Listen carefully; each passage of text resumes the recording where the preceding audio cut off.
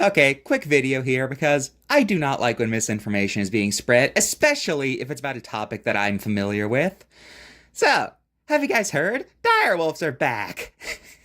Yeah, that's right. Direwolves are back, according to the news.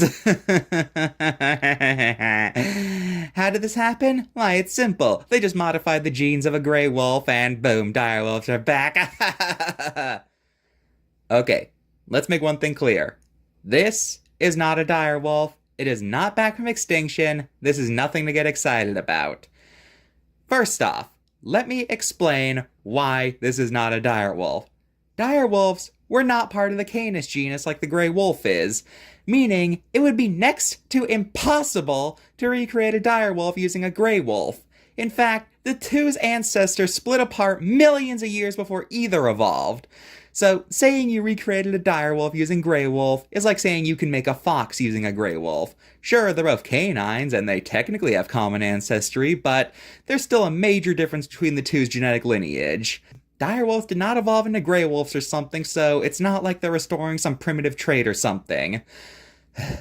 Secondly, isn't it very convenient that apparently direwolves looked exactly like how they do on Game of Thrones, the most popular media appearance, and how most people have heard of direwolves? Isn't it funny how it turns out we were exactly right with how they looked? Isn't it funny? Isn't that a big coincidence? Remember in Jurassic World where they were all like, these dinosaurs are pretty much made to look like what the public wants them to look like? Yeah, that's pretty much what's going on here. They genetically modified a wolf to the point where it looks like how direwolves are commonly thought to look and how people claim the direwolf is back. So, remember, the direwolf is not back, this is basically just something done to get attention, and this doesn't have any real implications for paleontology.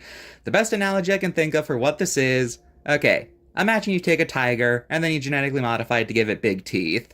That would not be the saber-toothed tiger coming back, since the two are not relatives. You just made a tiger with saber teeth, and you're passing it off as a smilodon. Okay? Okay. Or imagine this, okay? Imagine you genetically modify a great white to be massive. That would not be a megalodon. That's a great white that looks like a megalodon. The two are not related, okay? Okay. Thank you, and good night.